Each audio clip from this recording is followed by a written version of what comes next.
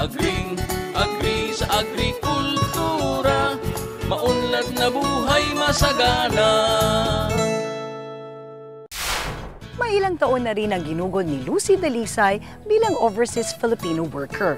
Subalit na makakita ng pagkakataon, nakumbinsi siyang mas maganda pala ang maghanap buhay dito sa Pilipinas. Ang bahagang ito ay handog sa inyo ng Masinag Organic-Based Liquid Fertilizer, a quality product of Revolutionary Solutions Technologies and Products Incorporated.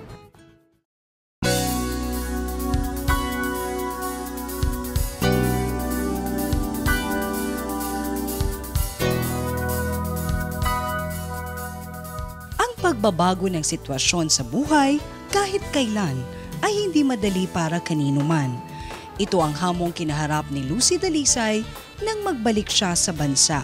Pero naging mabait sa kanya ang tadhana. Kayo po ay matagal na OFW dito po. Pero bakit niyo po naisipan na pumasok sa oregano-based product business?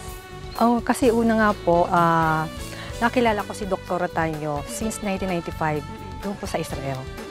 And then 2009 po, bumalik ako dito sa atin sa Pilipinas. So hindi ko alam kung paano ulit ako magsisimula. And then, sa pagkakataong yun, nakita ulit kami. And then, nagsisimula siya sa project kong sa oregano. Yun po. Isa si Lucy sa mga naging unang kasapi ng Green Rescue Organic Association. Magmula noon, ay malayo na ang kanyang nalakbay sa pagpapatakbo ng negosyo. As of now po ma'am, ako po yung tumatayong General Manager at saka Presidente ng Asosasyon ng Green Rescue Organic Association. Wala namang pagsisisi si Lucy sa pinasok na larangan. Kasi po dito sa atin, kahit mali, yung pagsisimula talagang maliit na negosyo, at least narito ka sa sarili mong bayan, kasama ang pamilya, at masaya. Sa akin kay maliit kung malaki, kung masaya ka dun sa ginagawa mo, narito ka sa ating sariling bayan po. Yung mas mahalaga. Dinala kami ni Lucy sa processing area ng oregano wine para saksihan ang paggawa nito. Ito po yung processing area namin. Ito po yung mga gas namin. Ito na po. Dito na po na kami nag-ferment ng mga pinrases naming mga oregano. After po ma-harvest, siyempre, meron po kaming pag-chop ng mga oregano. Tapos nilalagay po namin siya sa tapayan. Ang oregano ay hinahayaang mag-ferment ng may kasamang asukal. Ang tapayan ay tinatakpang maigi at iniiwan sa loob ng 2 linggo. Siyempre, pipigayin siya at ilalagay na po namin siya sa bote. Ang pinagsasali ng bote ay nilalagyan ng petsa para masubaybayan ang tagal ng fermentation. So ma'am, etong tube na to, ano yung purpose niya? Para siya, yung magkaroon ng yung air, hindi mo siya lumabas na air sa kawan, para hindi po siya maging, maging suka. So parang siya yung magpapacirculate ng air sa loob. Kasi po, ang oregano wine, they can produce for 6 to 7 months po, wine na siya. Hindi po siya karaka-raka agad ay maging wine kasi process po siya ng juice.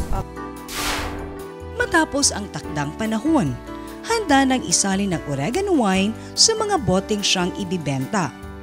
Bawat bote ay nagkakahalaga ng 295 pesos. At ibinibenta, hindi para tunggain sa isang salo-salo, kundi bilang herbal wine o inuming panlunas sa karamdaman. Ang oregano wine po kasi talaga, doon siya sa mga sa medicinal wine, siya sa mga may asthma, sa mga may prostate problems, at saka po sa mga may dysmenorrhea. Medicinal wine po siya talaga, ma'am.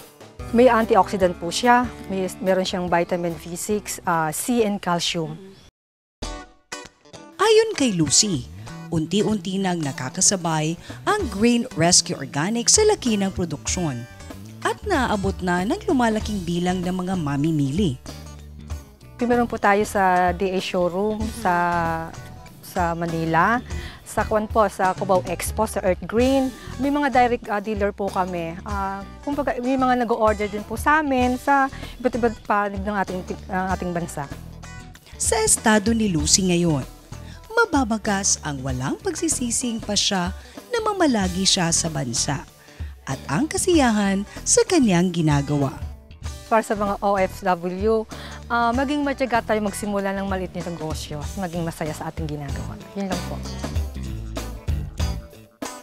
Ang bahaging ito ay niadog sa inyo ng Masinag Organic-Based Liquid Fertilizer, a quality product of Revolutionary Solutions Technologies and Products Incorporated. Bago kami tuluyang magpaalam, kayo ay maaring magwagi na Masinag Organic Liquid Fertilizer kung masasagot ninyo ang aming question of the week. Anong halamang gamot na kilalang mabisa para sa ubo ang pinoproseso ngayon sa iba't ibang produkto?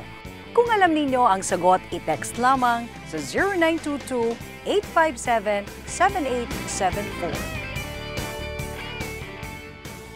Sakaling tama ang sagot, aabisuhan namin kayo kung saan at kung paano ninyo makukuha ang inyong gantimpala. At ang nanalo last week ay si Mr. Ranel Q. Bungay ng Barangay San Jose, San Simon, Pampanga. Congratulations! Samantala, sa ngalan ng mga bumubuo ng aming programa, maraming salamat. Hanggang sa susunod na Sabado, ako po si Nina Taduran at ito ang Agri, Kultura, etc. Agrikultura ang susi sa kaunlaran. Agrikultura masaganang pamayanan. Agrikultura ang kabalikat ng bayan para sa ating kabuhayan. Agri sa agrikultura, may kinabukasan kay ganda. Agri sa agrikultura, maunlad na buhay masagana.